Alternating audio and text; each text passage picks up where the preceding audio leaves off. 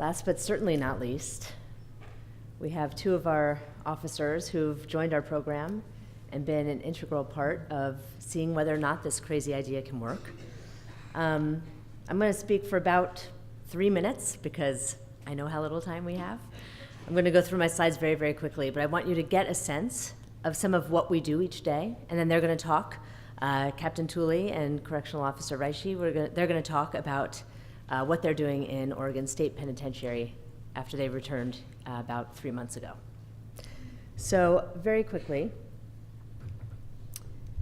this is, as we know, 2.2 million Americans incarcerated, 11 million going through jails each year.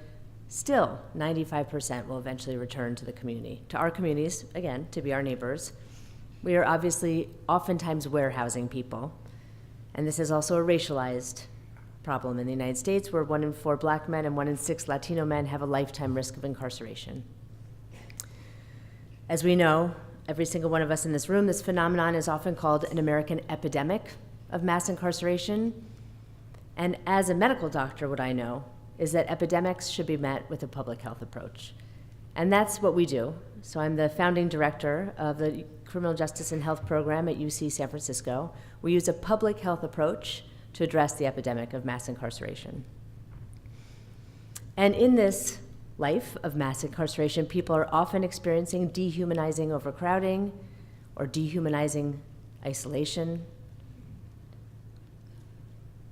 But what I want to impress upon you is that this warlike environment affects everyone who steps foot into it. And so one study showed that 50% of correctional officers, this was completed a year ago, report regular exposure to violence. 85% have seen someone seriously injured or killed. Having seen that is associated with sky-high rates of diabetes, high blood pressure, heart disease, all the things that I care about in medicine, and extremely high rates of domestic violence. The families of correctional officers are also experiencing the stress that they walk into every day. Over a third are reporting symptoms of PTSD, and 1 in 10 officers, current officers, have considered suicide. 1 in 7 retired officers have considered suicide. These are higher or match rates of people coming back from war. Not surprisingly, life expectancy for U.S. correctional officers is 57 to 59 years.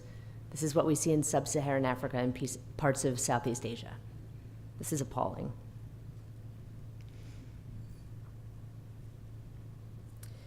A colleague of mine said, we don't see people in prison as people. Dehumanization is so deeply embedded in the system, and this is what you've heard of all day, all morning.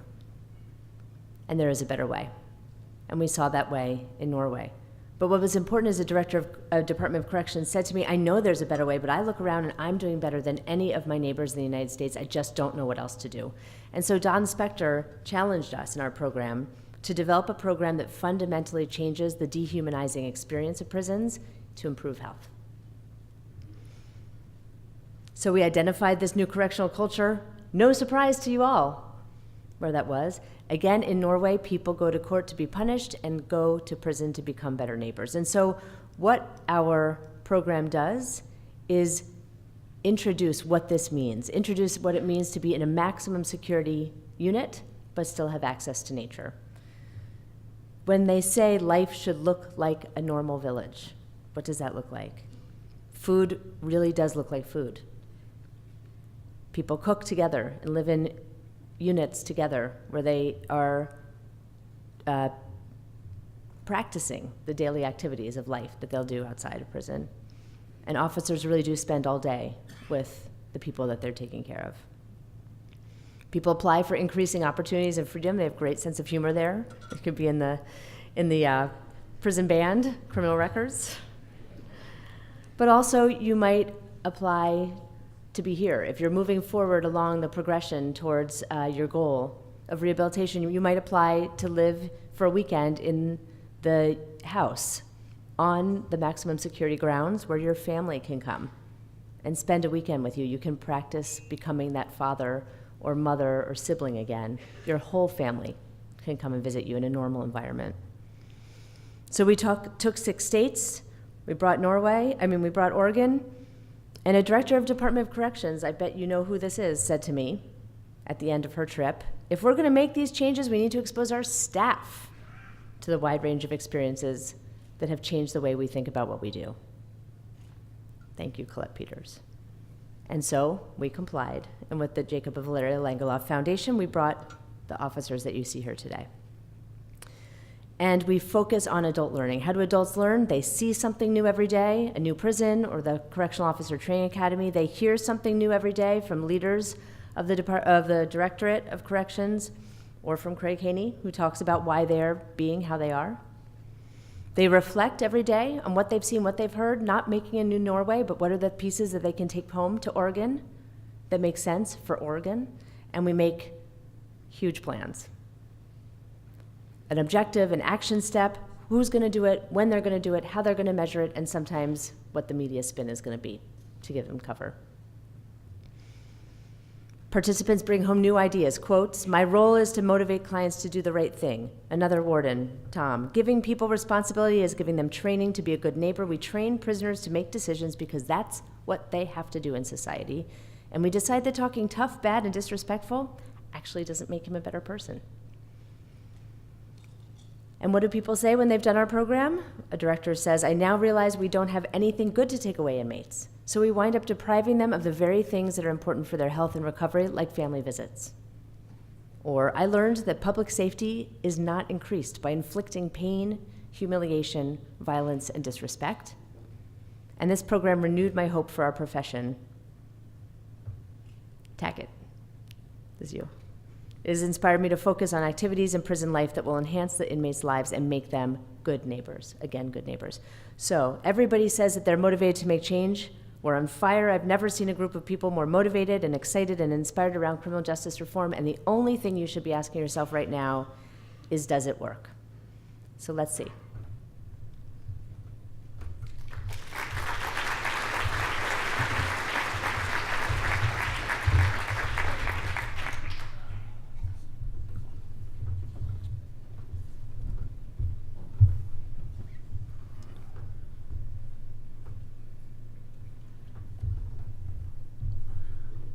Well, good afternoon. I unfortunately am standing between you and lunch, so I'll click this clicker quick.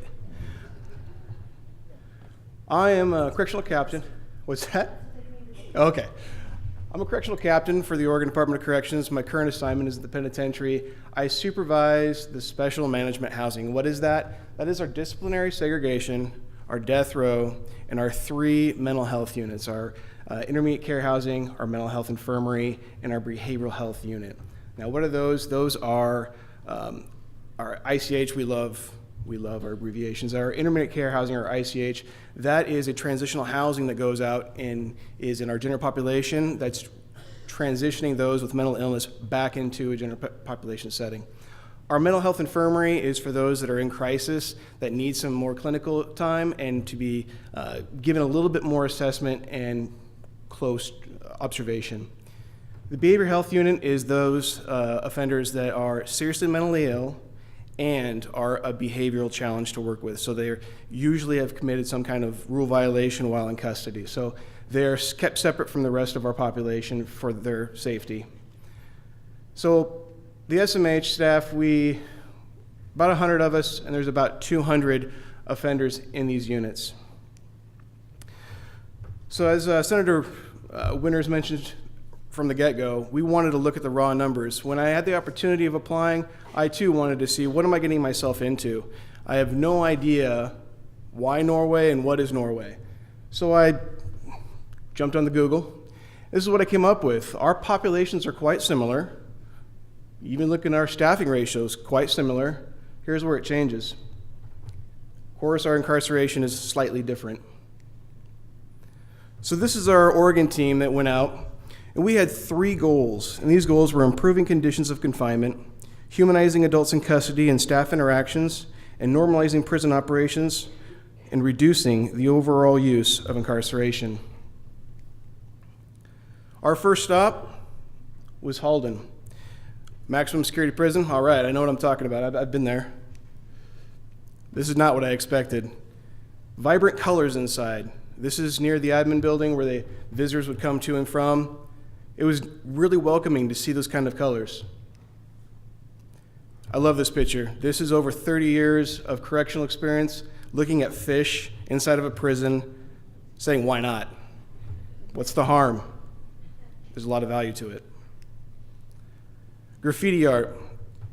Graffiti art is, by its nature, Dolk, this artist, is very inspirational. He's throwing the ball and chain over the wall, seeking a new opportunity, seeking new life on the outside.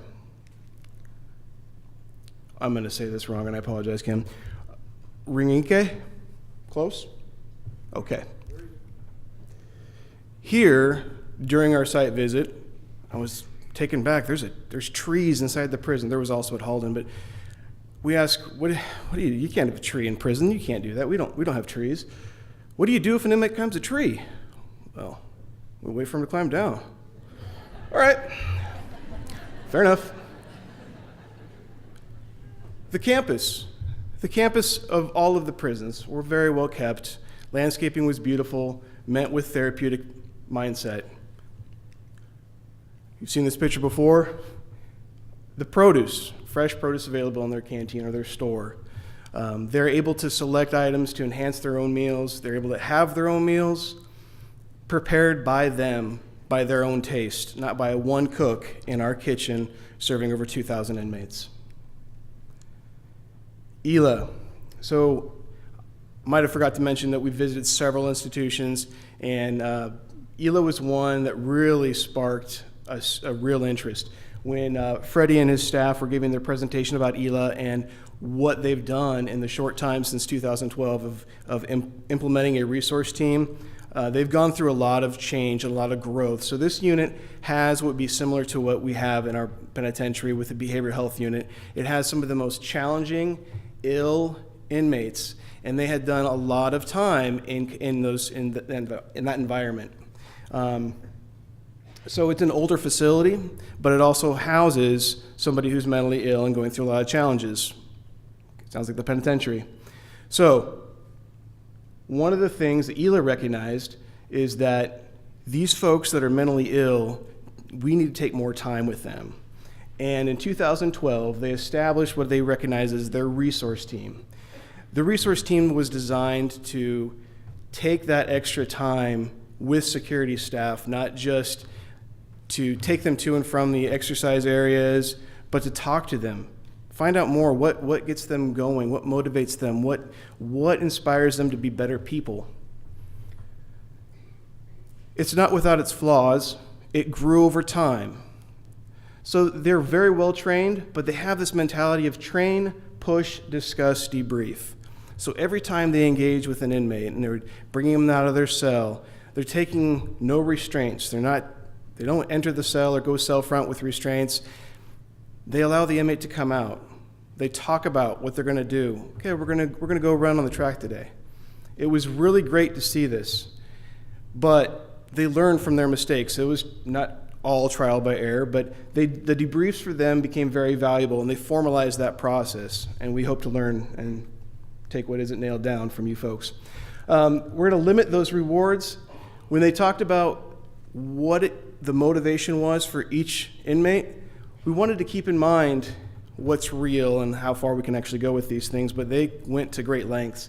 The fishing trip was a motivator. They wanted a gentleman was in a segregation environment for a long time and had no idea what it was like to go fishing again. So one of the motivators for him was they were going to take him fishing, but what was different was instead of going fishing that day, they never got to go fishing because it was a change of environment that was overwhelming for that inmate who was mentally ill.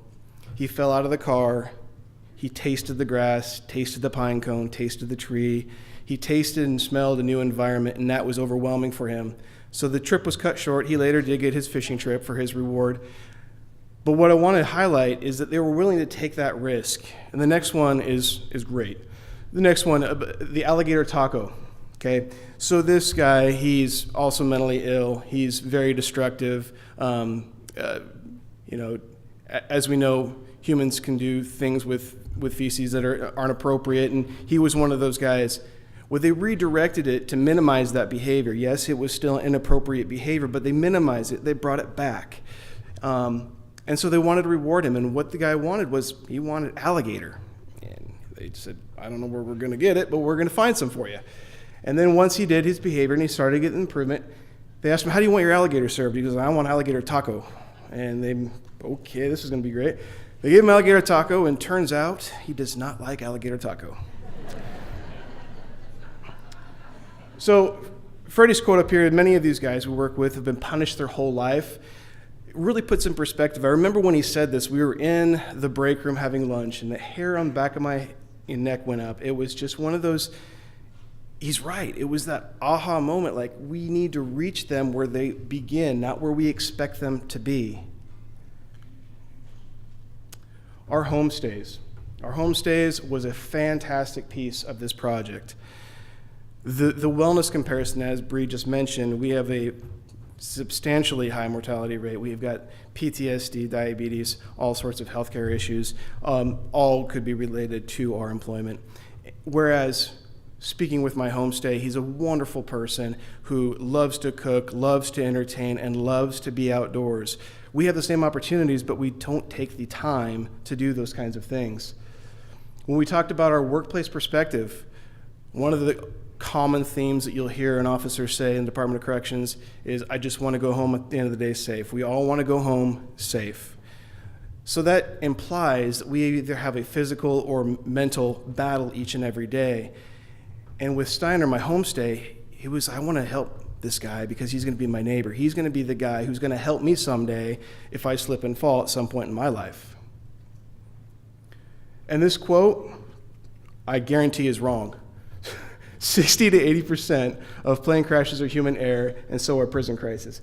What we really wanted to talk about one night is, this was the way that we started our conversation, is plane crashes are just like prison crisis, but it's not about the end result. It's how you manage it till you get the result.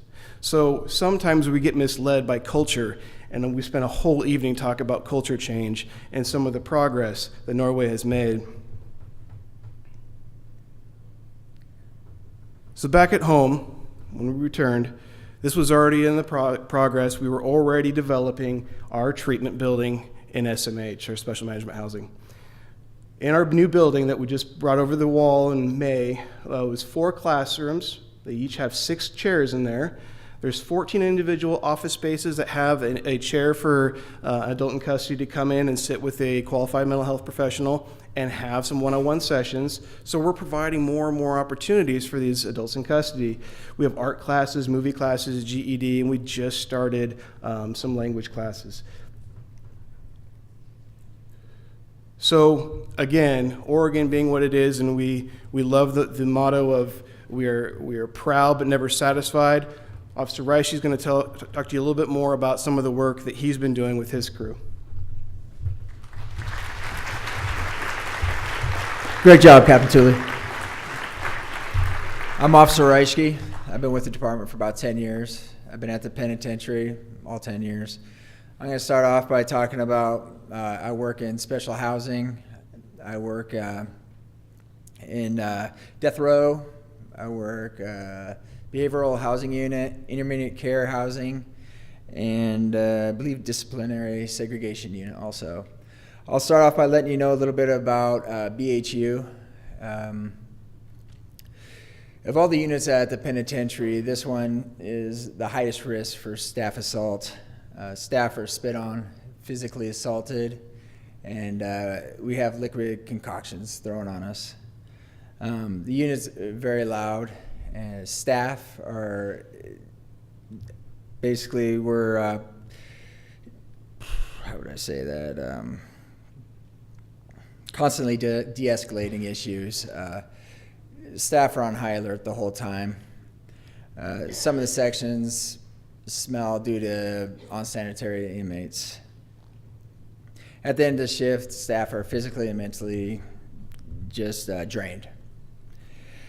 As you know, recently we've visited Norway to learn from their successes and bring back what we learned to Oregon. When we got back to Oregon, we chose to apply what we learned with Mr. G. On our handbook, it's page 85. It talks a little bit about him. Mr. G lives in BHU. He is one of the more disruptive inmates in BHU. I'm sorry that we're about to have lunch after this, but I'm going to be a little descriptive. On a daily basis, he would rub feces on the walls and cuff ports. He would scream obscenities for a full 8-hour shift. He would bang his head on the walls, and his head would not heal. Decon, which is inmate crew that cleans hazardous materials, they would come to a cell to clean the feces about 1 to 2 times a day. Since returning to DOC custody, Mr. G hasn't had a program that has worked for him. Knowing that Mr. G enjoys art, Officer Black, which has been a great help with me working with these inmates, thought it'd be a great idea to bring him up to our tropical themed blue room and have the highest quality out of cell time, which is human interaction. The blue room was created by our assistant superintendent, Randy Briones, give the inmates a place to relax and de-escalate. On our first visit to the blue room with Mr. G, he walked in and you could tell he was just fascinated. He had a huge smile and he just goes, wow. It is the bright colors, as you can see on here. You don't see that in special housing. It's brown, boring colors. He was fascinated by it. And for the past 5 months, Officer Black and I have been taking inmate G to the blue room, and we've been sacrificing our breaks and our lunches to take him up there. Each time he'd stay up there for about 25 minutes. While he's up there, he will draw, he'll listen to music, and he'll play the guitar. He enjoys the blue room so much, he always looks forward to his next visit, and we use it as an incentive for Mr. G to stay on his targeted behavior. As you can see here, he's playing the guitar. Here are some of the results from just the minimal time that Officer Black and I have spent with this inmate. Decon has been called maybe 4 times in the last 5 months, and this is compared to 1 to 2 times a day before. He hasn't banged his head in about 5 months, and his forehead's actually healing. The section that he lives in is a lot quieter now. It's still a little loud, but a lot quieter now. Because of these huge successes, we have inmate buy-in and staff buy-in. The staff has seen our accomplishments, and they're wanting to assist also. But what's really important is because of it's quieter and doesn't smell, we have better working conditions for our staff in BHU. These results to me are amazing. It is accomplished with 2 staff taking 15 to 30 minutes out of their day twice a week. And it makes me wonder what a team dedicated to this could accomplish. Mr. G isn't our only success story. We have Mr. P. He has high anxiety and hears voices. This inmate will punch himself in the face till his face is swollen and his knuckles are swollen. The staff, we take him up to the infirmary about once a week to get x-rays on his hands, his face, and check him for concussions. Officer Black and myself have been able to work with this inmate and build trust and rapport. Mr. P will now let us know when he gets to the point of assaulting himself. We take Mr. P up to the blue room to help with his anxiety and self-destruction. His self-harm has decreased substantially since we started taking him up to the blue room. Mr. P has told his counselor that he enjoys going up there and having normal interactions, and he likes to get away from the negative atmosphere in BHU.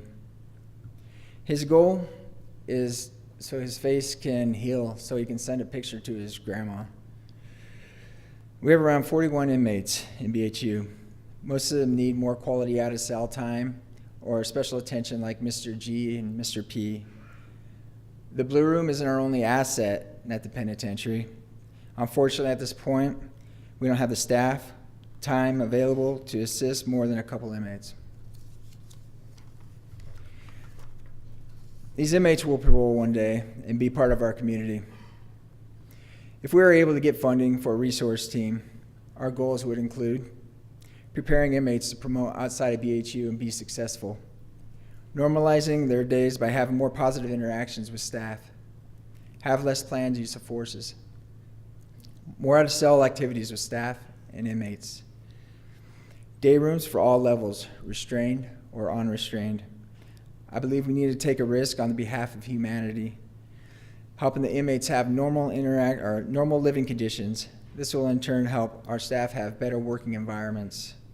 The units will be quieter, less smell, less of a negative atmosphere, and most importantly, less staff assaults.